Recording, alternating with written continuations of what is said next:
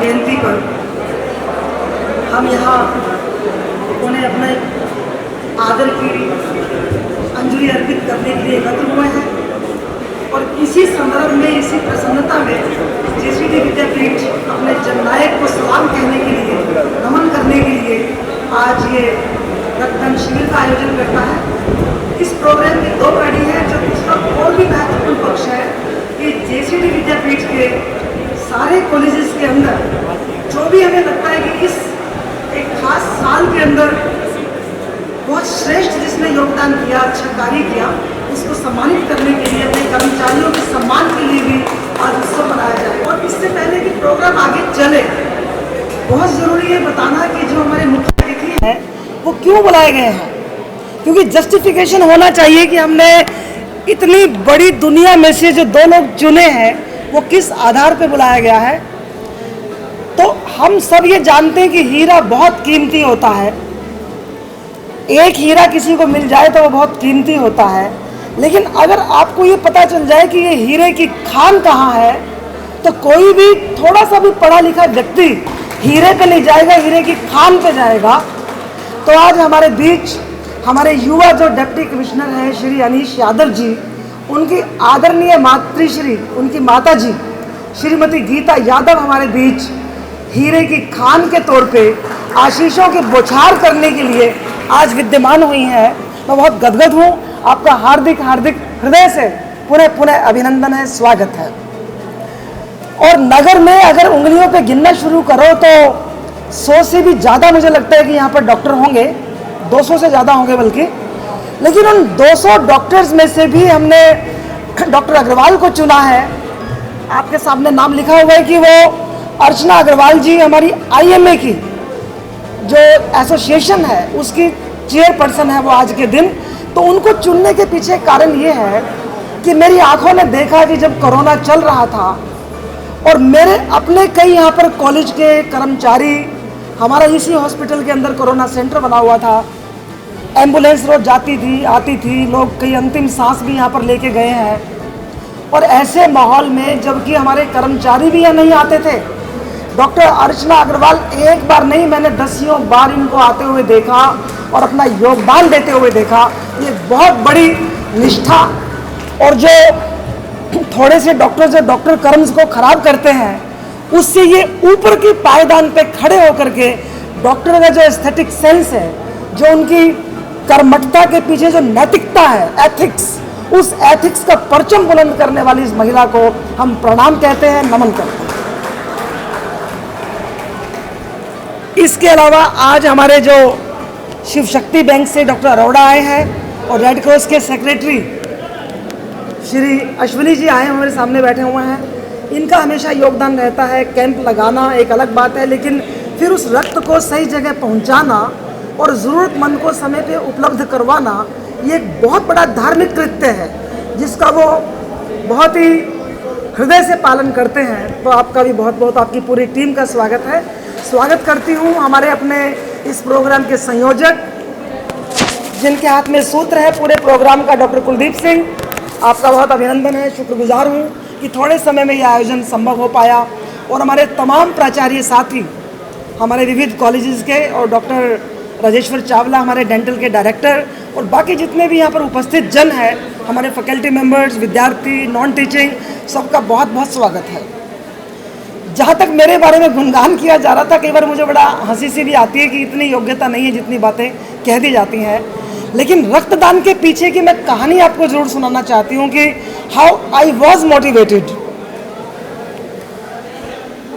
तो उसके पीछे की कहानी ये है कि 1985 में मेरे देवर हैं श्री जितेंद्र प्रधान, 1985 की बात है ये, और वो दिल्ली में जहाँ पे काम करता है वहाँ हिंदू मुस्लिम दंगे अक्सर होते ही रहते हैं। तो वो उस वक्त उसकी उम्र सिर्फ 21.5 साल थी, और जब वो शाम को अपने दुकान बंद करके आ रहा था गली से निकलते हुए अपने घर में जाने के लिए, तो किसी ने उसके छुरा मारा, और जो उसका मतलब सामने से मारा, जो यहाँ लगा उसका लंग पंक्चर हो गया जो है।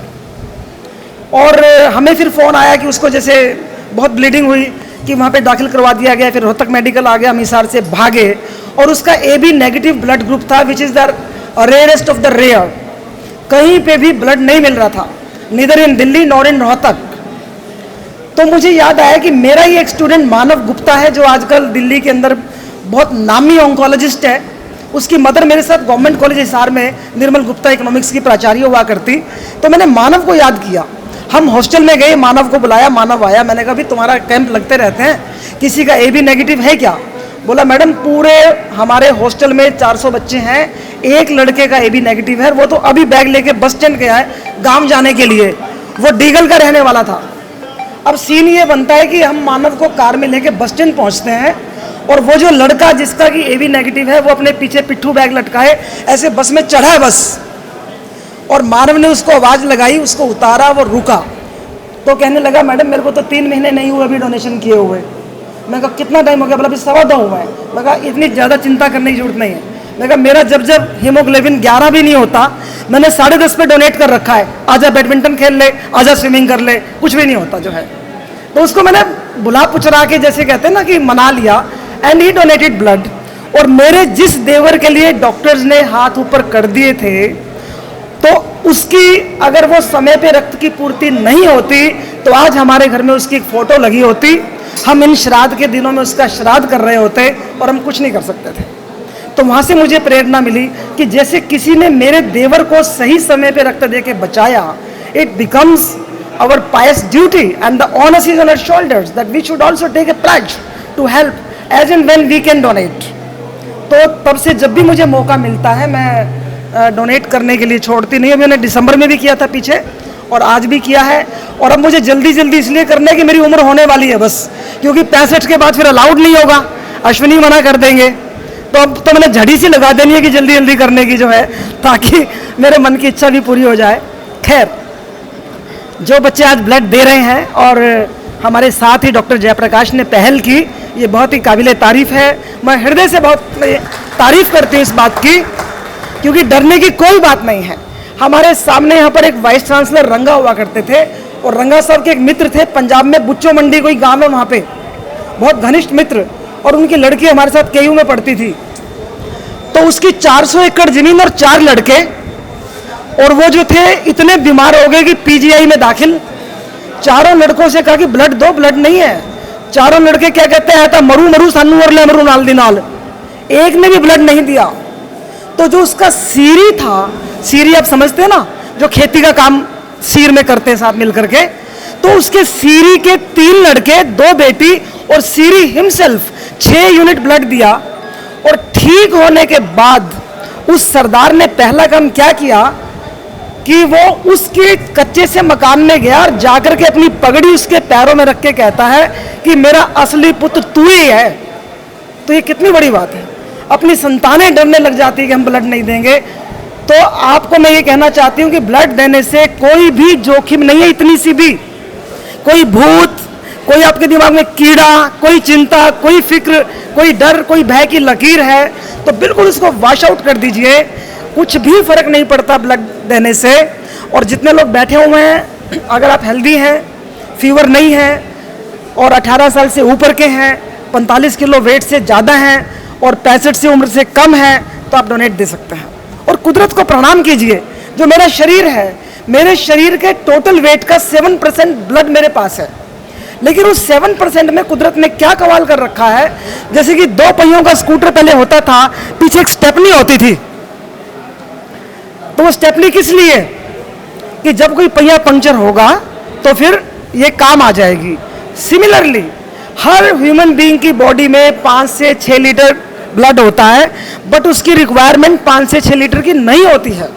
अगर उसमें से ½ लीटर, 1 लीटर अगर एक्सीडेंट में गिर भी जाएगा, बह जाएगा, तो कोई मरता नहीं है। उसके बाद जोखिम स्टार्ट होती है। तो ये जो हमने 350 ml दे दिया, इतना सा है कि बस एक मग हमने दूध का दे दिया।